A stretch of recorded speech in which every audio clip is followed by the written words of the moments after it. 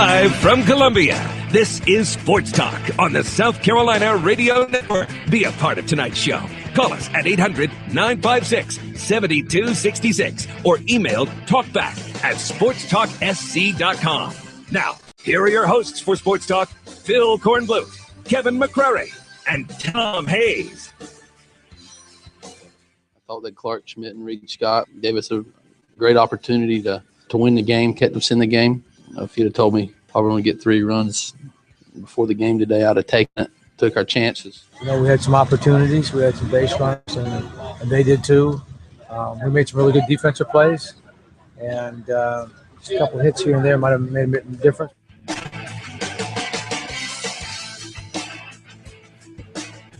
Good evening, everyone. Welcome into Sports Talk South Carolina Radio Network. A brand new week unfolding for you tonight here on Sports Talk on a beautiful Monday afternoon in the Palmetto State. Phil Kornblut with you on the road tonight. Kevin McCrary back in studio in downtown Columbia, along with the professor Tom Hayes and the state man Graham Pope. I am at the Links.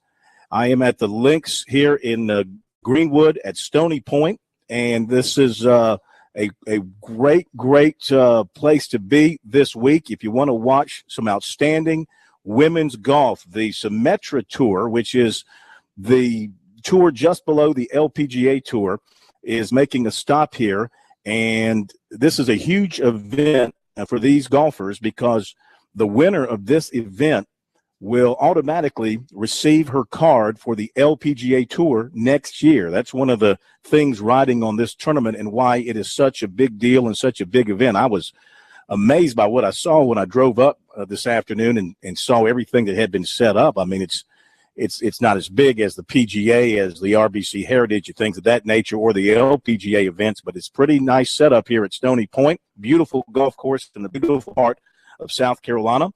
And tonight, they've got a bunch of LPGA legends here for a dinner, including Nancy Lopez, Beth Daniel, and others. And we hope to have Beth Daniel with us at around 6:30 or so for a couple of minutes to catch up with the Charleston native. And we'll also be talking with one of the other LPGA players who is here and participating in the events, Brittany Lang, and she'll join us in the second hour. So we got a lot of good stuff for you from here at Stony Point, outside of Greenwood.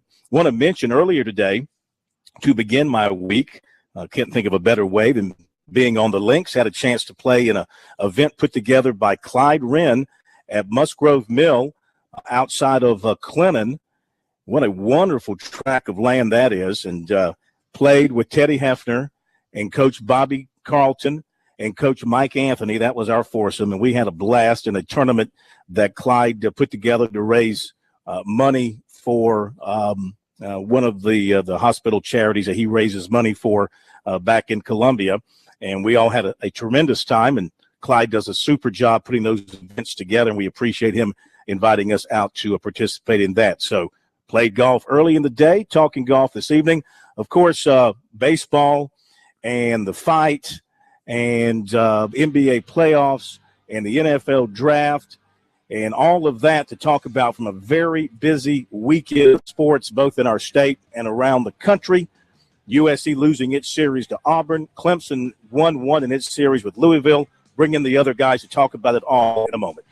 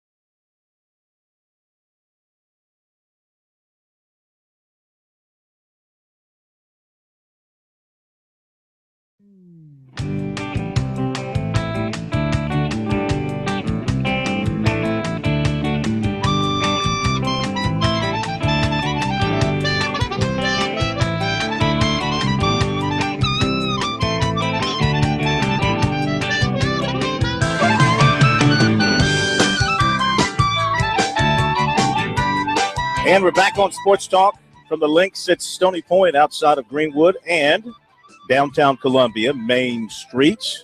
Sports Talk show of Main Street, South Carolina. Not to mention all points of South Carolina. That's what we do on Sports Talk. My quick thoughts for the weekend, then I'll bring in K-Mac and the Pro, and then we'll jump on a few of the top stories of the day. A lot to cover. Disappointing weekend for South Carolina in baseball against Auburn. They lose a series to the Tigers for the first time since the 1990s. And they lose a series in which their 3 starting pitchers combined allowed 3 earned runs. But the hitting wasn't there. The defense was sporadic and costly with its mistakes. And they lose a crucial series. They're now 10th overall in the SEC standings with 10 league wins. And for sure, the best they're going to do is play in the first round elimination games on a Tuesday night of the SEC tournament. If they're not careful, they may slip out of that and miss it altogether, especially with 6 very tough league games remaining. Injuries continue to be a problem. Timely hits, lack thereof, continue to be a problem. Guys just not producing as expected continue to be a problem. Clemson 1-1 in its big series against Louisville. Rubber game coming up tonight at Doug Kingsmore Stadium. Tigers had a big win on Saturday. A close loss yesterday. See if they can turn the table against a very good Louisville team tonight and win that series, a much-needed win in terms of a series for the Tigers if they can pull it off tonight. The big boxing match, nothing I can say that will be any different than anybody else. It was a disappointment in terms of the way it played out both ways. And the guys, basically got away with highway robbery in terms of the amount of money that each is taking home based on the quality of boxing that they gave the fans around the world. What else? A race yesterday, great win for Dale Earnhardt Jr. It's always good for NASCAR when Dale Earnhardt Jr. wins a race. Yankees swept the Red Sox, always good for America and for Wall Street when the Yankees are in first place, as they continue to be. Great weekend sweep of the Red Sox. Kentucky Derby, didn't see it, didn't have 2 minutes to give, missed it, probably was pretty exciting.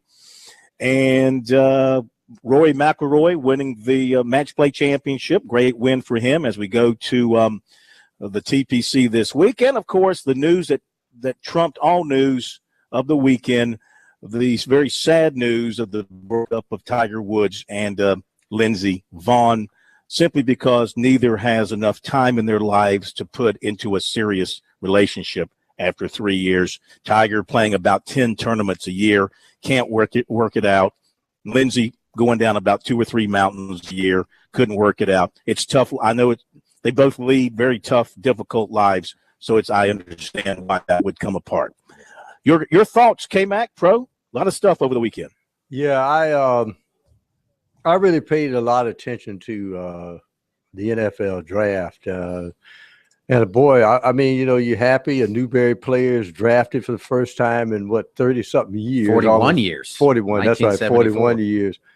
And the linebacker, what was it, Edmund Robinson, I think his name was.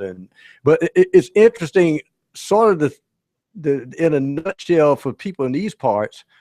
I kind of like my team's draft. We went the old AFL school territorial draft and drafted a kid, Vic Beasley, about an hour away from Atlanta, and then a guy about 20 minutes away trade up in the 5th round to get Grady Jarrett, which I think is highway robbery on the 5th round. Whereas San Francisco went non-territorial, and every time a round came up, I kept hearing the Gamecock call on the 2nd and 3rd day. It was interesting as far as that's concerned. The boxing, I will tell you this. I saw the greatest boxing match ever Saturday night. It's called the Clippers versus the Spurs at Staples Center. And I waited when I got up for church on Sunday to just wait for the crawl to find out who won the prize from that, because Right. I thought it was not going to be a non-fight, and it always never ceases to amaze me, Corn, is the fact that Americans will buy the sizzle and forget that maybe the steak is tough.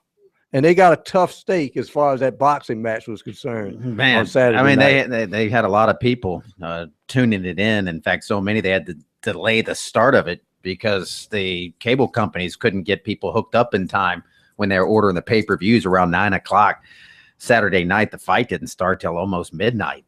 But I could have expected Mayweather. I expected Mayweather to win, and what he's been doing really almost his entire career. He's a guy that runs around. His patented move is that shoulder roll where he moves out of the way.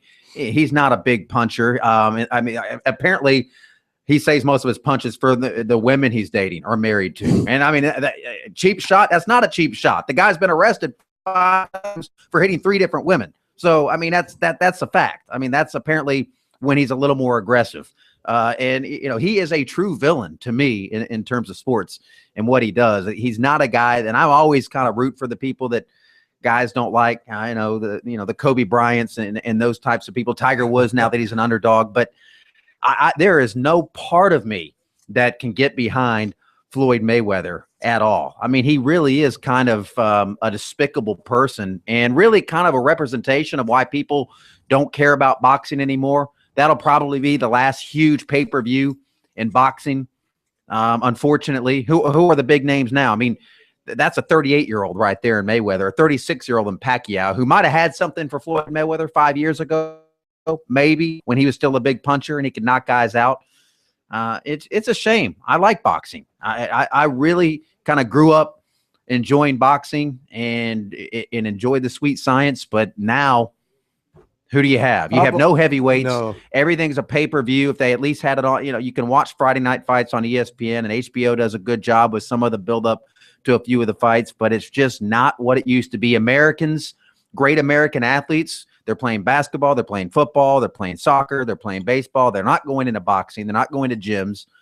It's over. It really is over for boxing in America. Well, let's face it. 40 years ago, maybe LeBron James is in the heavyweight division. You're not having those athletes getting their brains knocked out. The sweet science is the only sport where the object of the game is actually to hurt the opponent.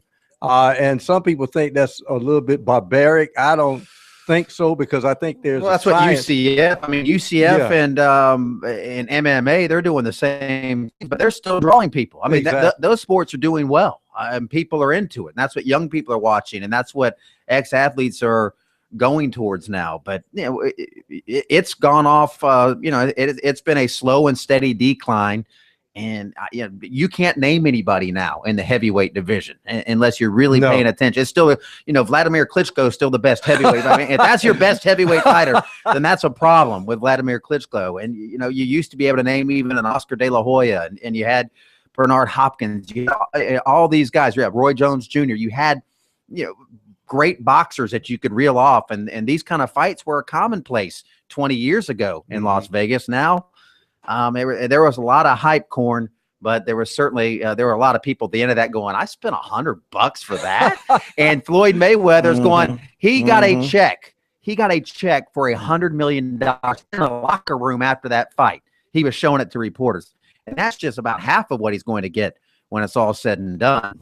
And he can pay for some lawyers and burn more $100 bills and say again, I don't give any money to charity because there's enough people doing that. At Pacquiao, I think that I'm gonna say I'm Oliver Stone, and I think the shoulder injury is a ruse to try to force a rematch, and that's not going to work. Yeah, they'd probably like to get another $100 million each out of that thing. And how do you like Pacquiao because he was the true underdog? It was good versus bad. But you knew that he just didn't have it. He just was not good enough to beat Floyd Mayweather. Well, I'll say this. They didn't get any of my money because I found it on a stream on the internet for free. You stole it. It worked beautifully for the first 7 rounds, and it dropped out, and it came back right as the announcement was being made. We got some news notes to pass along. We'll get to them in a moment.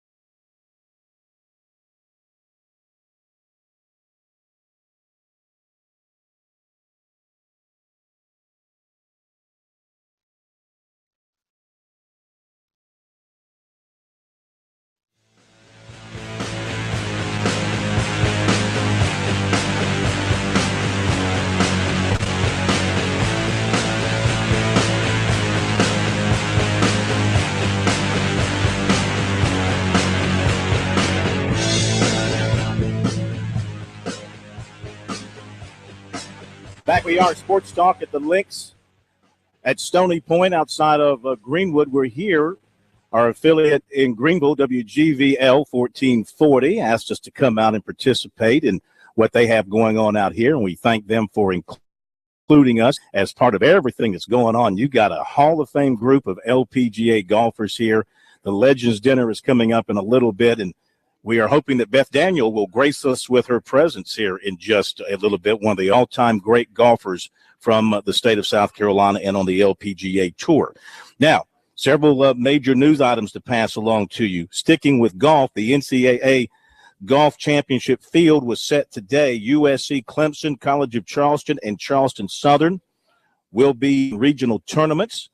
The low 5 teams in each regional will advance to the national tournament. USC is the number 1 seed in its regional. In Washington, the state of Gold Mountain Golf Club in Washington. Clemson, a 6th seed at Chapel Hill on the Finley course. College of Charleston, number 12 seed. They'll play up at Yale in New Haven. Charleston Southern, a 13 seed, will go to Lubbock, Texas, and play begins on May 14th and wraps up on the 16th. The kickoff time for USC and North Carolina announced today. It will be at 6 o'clock, September 3rd. That's a Thursday night, to be televised by ESPN. And the game now has a name. Belk Incorporated is throwing its name and its money behind this game. It'll be called the Belk Pigskin. Back that up. The Belk College Kickoff Game. The Belk College Kickoff Game. And anyway, they're selling tickets for it under that name, et cetera, et cetera. And so USC and North Carolina, 6 o'clock kick on that Thursday night, September 3rd in Charlotte. The ESPN Spring Top 25, what they call the way too early Top 25, is out. And we can discuss this coming up. Clemson, number 10, according to ESPN, coming out of the spring, trailing only Ohio State, TCU, Oregon, Auburn, Southern Cal, Baylor, Alabama, Michigan State, and Georgia. UCLA's 11, followed by Notre Dame, Arizona, Ole Miss, and Florida State. So after the Seminoles, you have LSU, Wisconsin, Georgia Tech, Arizona State, and Tennessee. Then it is Arkansas, Boise State, Stanford, Missouri, and Louisville rounding out the top 25. So according to this poll, Clemson is the number 1 team in the ACC. They've got the number 10 ranking, and the next closest team in the ACC to them is Florida State at number 15. The South Carolina High School Athletic Coaches Association has announced 6 inductees to its Hall of Fame. They'll be inducted in July. They are Chip Atkins, longtime basketball coach at several schools, wrestling coach Jim J. Barnes, football coach Ben Freeman, golf coach Robert Miller Chuck Hartman, volleyball and softball coach Kay Kessler, and basketball coach Carl Williams. And we'll be right back.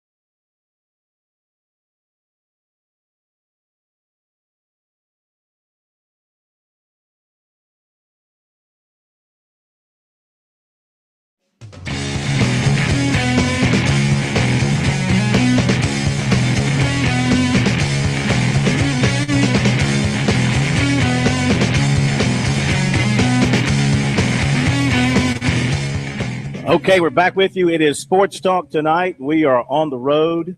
We are here at the event on the Symetra Tour at the Links of Stony Point. The official name of this is the Women's Health Classic, the Links at Stony Point on the Symetra Tour. But it's great golf. This is the tour just below the LPGA Tour. These are terrific young lady golfers who are hoping to get to that next level. And the cool thing about this tournament is the winner will get her card to play on the LPGA Tour next year. Now, we talked about Beth Daniel coming over, but she's not here.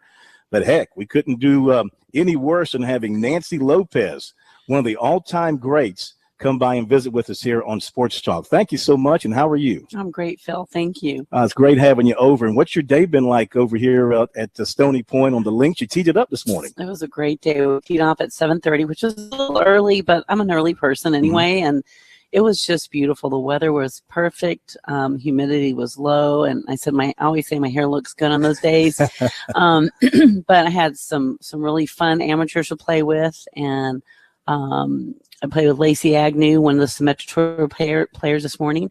We had a great time. We had a good team, made a lot of putts, hit some good shots, and it was just a great day today. How does the course set up for the tournament?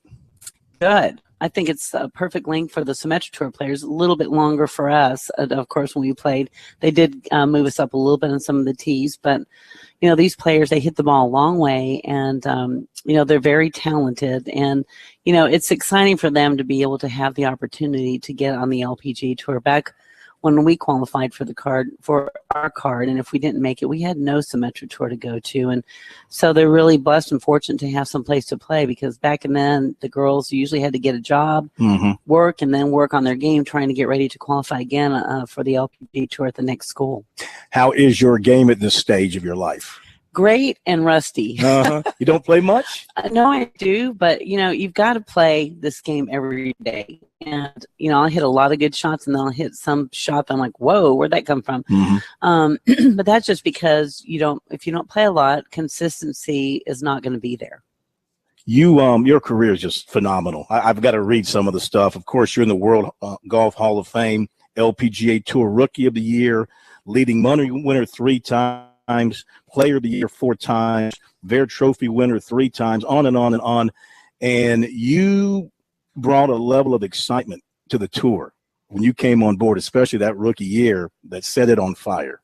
How much do you reflect on that as you think about your career? Well, you know, when I look back, it didn't seem that long ago, but it was exciting. I was 20 years old my rookie year.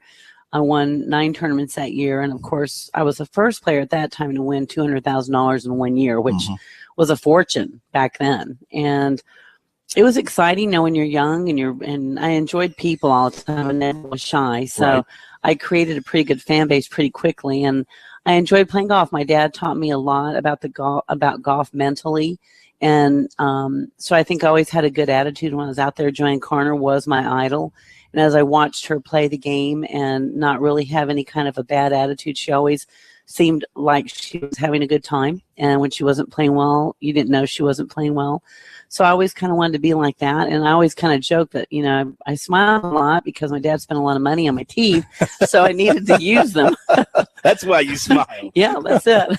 Do you still have a pretty strong solid fan following as you travel the country? I do. I get a lot of fan mail too at my home, and I enjoy signing that. You know, I don't sign the ones that are just kind of stamped, but a lot of people write their own personal notes, and I like to send them pictures and things that they would like. But when I come out, I have I think a big following.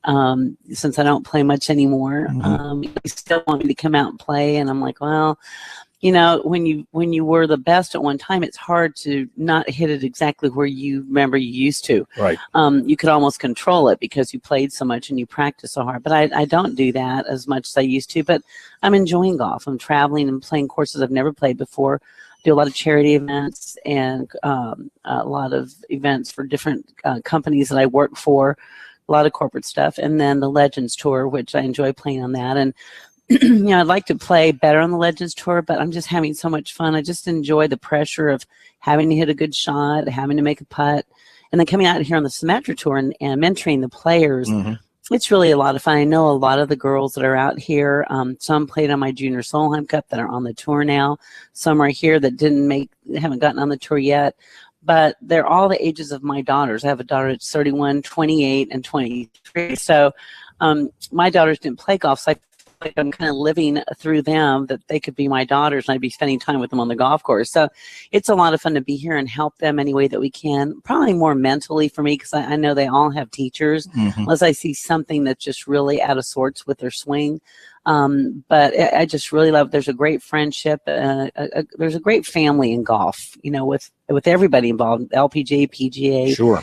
Champions Tour, Legends Tour. They're just a family of golfers, and will always be like that. Let me ask you this question about women's golf, and there is maybe a slow starting movement, some conversation about a women's Masters at Augusta.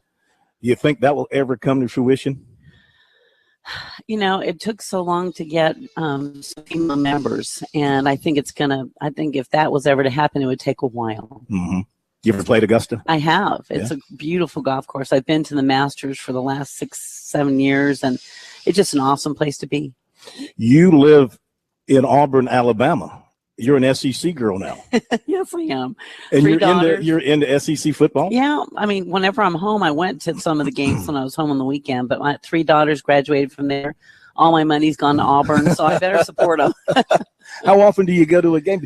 Are you, when you go to a game, are you able to just be a fan and just let it all hang out? I do. I enjoy it a lot. A lot of my friends tailgate, which I'm not much of a drinker, so I told them maybe I have to learn how to tailgate. But I have a great time. The enthusiasm of athletics, it's really fun. And to watch teams play well, and to see my girls get excited about a football team and follow them, and I know they went all the way out to California, unfortunately, to see them lose. Was it last year, a couple of years ago? Right. And so it's a lot of fun. College is a great time of their lives, and I hate that they're all going to be out now. My third one's graduating next weekend, and it makes me sad because that's another chapter of our lives that's gone, and I'm very close to my 3 girls. So but college was a great time for me, even though I went 2 years before I turned professional. Do you stay in Auburn with the girls gone, or do you pack up and move somewhere else? I travel a lot. I work all the time, and I enjoy it, trying to teach people the game of golf. I have a new company this year called Nancy Lopez Golf Adventures, where we have women, we either go to their clubs or we make a trip somewhere and we teach them. I have 2 other teaching professionals from the LPGA teaching division. And we have a great time. I want people to enjoy the game the way that I do. My motto is play happy, because my dad always told me if I didn't play happy, I wasn't going to play well. That's a great way to approach it. If you can keep that smile on your face on the golf course, you've accomplished something. Absolutely. With all the ups and downs. Thank you for coming by. I know we've got the Legends Dinner coming up to honor you and the others who are here. Thank you so much. We really appreciate it. Thanks, Phil. Pleasure meeting you. Thank you. Nancy Lopez, one of the all-time great. I think of Nancy Lopez, guys, as more than just an all-time great golfer, an all-time great sports personality in our country, because everybody knows who Nancy Lopez is. It's a very big name in the sports world, guys. And just talking to her personality just seeps out, and you can see why she's so popular among the fans. Well, the key point is that in any sport, you need that one linchpin, that one person that really transcends a lot of areas of American life and be the spokesperson of that sport. And she really hit a lightning rod with women's golf when she, as you say, that rookie year, people started paying more and more attention to women's golf. And it may be when it really took off as the sport it is today. Yeah, there's no question about that. She was fantastic. Winning 9 tournaments as a rookie, come on. That just doesn't happen regardless of what tour you happen to be on. Thanks to Nancy Lopez for joining us here tonight on Sports Talk from the Links at Stony Point. We really do appreciate it. When we come back, another legend, except this is a legend in his own mind. Mike Morgan will join us with our Braves reports, and we'll get the latest on the Braves with the Phillies coming to town tonight. We'll be back in just a moment.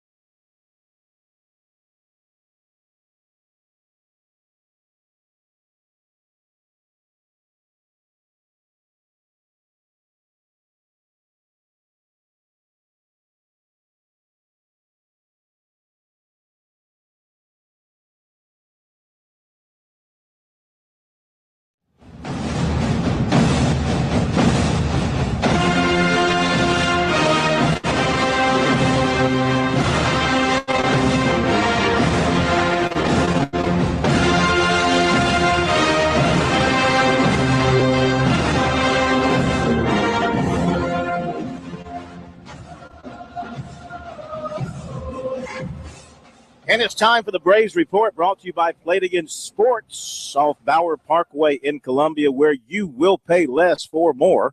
By Founders Federal Credit Union, helping South Carolinians attain their financial goals. And by Mattress by Appointment, real simple, you call and save 50 to 80% on premium mattress sets. 803-530-8549 is the number. As we welcome in Mike Morgan for our Braves Report. Braves and Phillies tonight at Turner Field. The Braves wrapping up that long homestand. They get to see their old buddy Aaron Harang tonight, Mike. Yeah, he's not much of a buddy anymore. He actually shut him down the last time we saw him back on April the 24th through two-hit baseball over 8 innings of work. So that relationship's getting a little bit dicey now. And, at some point, you're not friends anymore when your former teammate's sticking it up your keisters. So now all of a sudden you got to put that aside and try to hit Aaron Harang and figure him out. And the Braves will go with Alex Wood, and I believe the last time he went out, it was not a real good outing for him, so he'll be looking to bounce back with a better showing tonight. Yeah, he'll be looking, much like Julio Teheran had a great bounce-back start yesterday. That's what Alex Wood is looking for, and, a common theme throughout the season for this Atlanta team is going to be those three guys, Wood, Shelby Miller, who also will pitch in this series.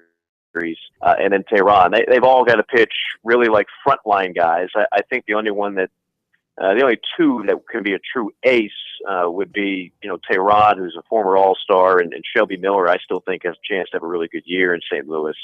After that, as we've documented, it's kind of a gamble. Fulton Avich, by the way, will get another start. That'll be in the third game of the series. And, he didn't do too badly in his first start out, so that's an encouraging sign. But the rotation is still a little bit of a work in the progress on the back end. I'll be very curious how the offense shows up against a Phillies team that does not have great starting pitching. I mean, you've got Harang, who we just talked about. Chad Billingsley has not been a good pitcher in a long, long time, and Jerome Williams. This is a pretty poor triumvirate of guys that Philly's going to send to the rubber. You've got to be able to hit these guys and win the series. A quick dissection of Fortunowitz's outing on Friday. He seemed to have good command of his pitches early. And is he a keeper in this rotation for now? He can be, Pro. I mean, he's got the stuff. There's no doubting that he has a major league fastball that can run up there in the upper 90s. His problem has been, going back to his cup of coffee in the show with Houston, is just controlling it and working on other pitches. But when you've got that kind of fastball, you've got the potential to be a major league starter and stick. And I have a feeling that he will stick. And part of the reason is they just don't have a whole lot of other options. I mean, there's not a ton of guys right now knocking on the door in Double and Triple A. So I think that Fulton Avich is a guy that really going to give a good sample size of work before they make a quick call to just put him back in the minor leagues. And we had a firing in the major leagues yesterday with Ron Renicky let go by Milwaukee. Your thoughts on that early in the year to be making a managerial change? I know the Brewers have really been struggling, but your take on that? Well, I'm a little surprised. I mean, Milwaukee's had some winning seasons. He took the playoffs in one of his 4 seasons. I don't know of anybody that looked at that roster and said, oh, yeah, this is clearly a great team. So it's a classic case of you're going to fire one guy versus the entire lineup that the front office put in front of them. But Ryan Braun is no longer Ryan Braun. That lineup is not as salty as it used to be when you have, steroid Braun and Prince Fielder going at it. Their pitching is terrible. So they can fire the manager, but I don't think the next guy is going to do a whole lot better. Okay, Mike, we thank you as always. Have a great night, and we'll talk to you tomorrow night. All right, Mike Morgan with our Braves report here on Sports Talk. Meantime, Clemson and Louisville, they are getting underway at Doug Kingsmore Stadium. This game is being televised, but K-Mac, they are not using announcers on the scene? They've got them stashed away in Charlotte like they did in the basketball game? It's I fear this could be a trend that you see as more games get on television. They try to figure out ways to cut costs and continue to televise games. Just have crews set up in studios with a closed circuit feed doing games. Kind of like they did with radio a long time. You know, Ronald Reagan used to call games and get the play-by-play over the phone. Harry Carey, that's a lot of the old radio guys used to do it. They'd lose the feed and then just make stuff up for 4 or 5 innings. Bob Fulton used to do it too, the late Bob Fulton.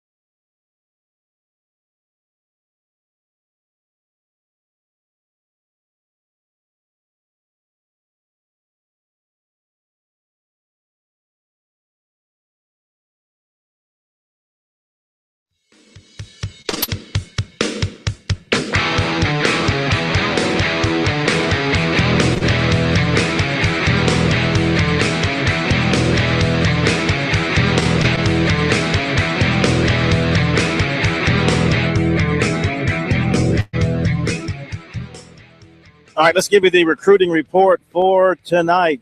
First of all, offensive lineman John Simpson for Dorchester went up to Clemson Saturday with teammate DeCarrion Joyner and one of his teachers and had a chance to meet one-on-one with several Tiger coaches. Dabo Sweeney wasn't there. He was in North Carolina for his kids' baseball game, but he did FaceTime with everybody, so he got a chance to talk to him. I toured Vickery Hall, talked with the academic people, got a look at new construction and the future construction plans. He is basically focusing on Clemson, USC, and Georgia at this point. He plans to get back to see USC and Georgia as well. He doesn't have dates for either visit yet, but they will take place sometime soon. Since he just visited Clemson, Simpson said he would put the Tigers in front of the other two, though he said that's subject to change as he makes the other visits. And he said he'll make his decision sometime sooner than later, but he is eyeing sometime this summer for his decision. Defensive back Kareem Felder of Baltimore committed to Ohio State over Clemson yesterday. He was once a Virginia Tech commitment. Clemson target offensive lineman Jack DeFore was at Ole Miss Saturday. And USC has offered 3 guys for future years. Well, one in the 2016 class, defensive lineman Aaron Thompson Jr. of Fort Lauderdale, 2017 receiver Robert Beal Jr. of Norcross, Georgia, and 2018 defensive back Asante Samuel Jr. of Fort Lauderdale, the son of the NFL star. Conway quarterback Drayton Arnold was offered by Old Dominion.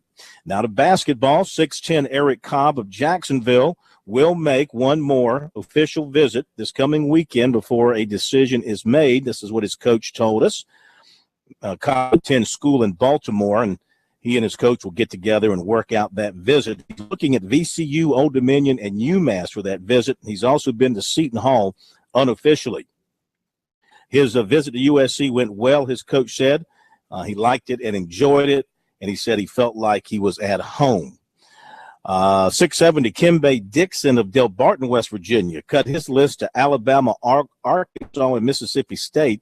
USC and Marshall are dropped from consideration. He told us he had never, even though USC had contacted his coach, they had never talked to him. And so he went ahead and dropped them and went with the other three.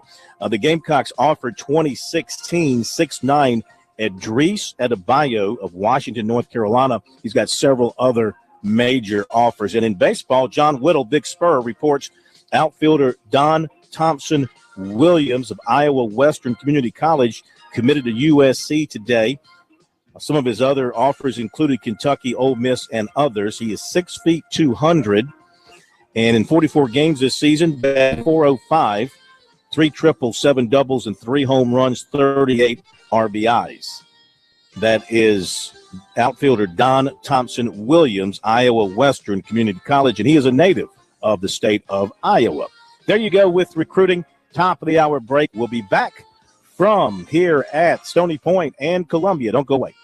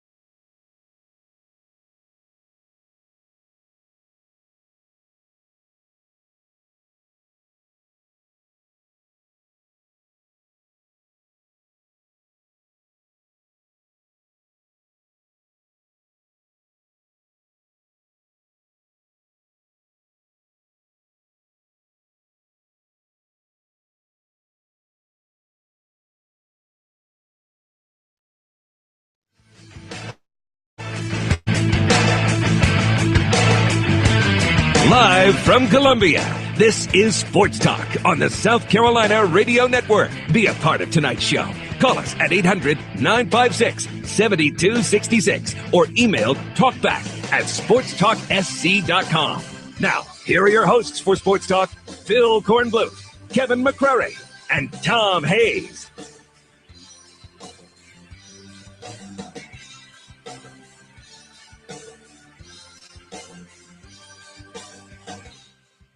And we're back. It is Sports Talk, South Carolina Radio Network from the Links at Stony Point outside of Greenwood. This is just a gorgeous, gorgeous piece of South Carolina. I saw another gorgeous piece of South Carolina today, Musgrove Mill, the famed golf course over near Clinton. What a tough but fun layout that is. We had a great time playing in Clyde Wren's golf tournament today. I tell you what, if you get hooked up with Mike Anthony or Bobby Carlton in a golf match, be careful because they'll get in your pocket and take your money. They can hit the ball, very accurate with the irons, and good putters. Had a great time playing with two of the outstanding former coaches in our state. Saw Ellis Johnson out there today.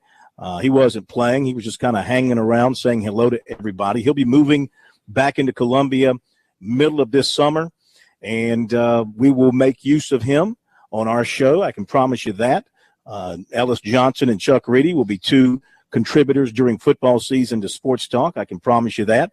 And he says he will not be moving anywhere else in the future because his kids are of an age where it's just not healthy for them to be moved around anymore. You know, he went from Columbia down to Hattiesburg and to Auburn, and he wants them guys to be settled in and not be moving around anymore in the future. So when he comes back to Columbia, I think that's going to be it for him as far as a residence goes. Now, he still wants to coach again, and he's still going to try and find himself a position somewhere. How he handles that remains to be seen, but he does want to keep his guys in Columbia.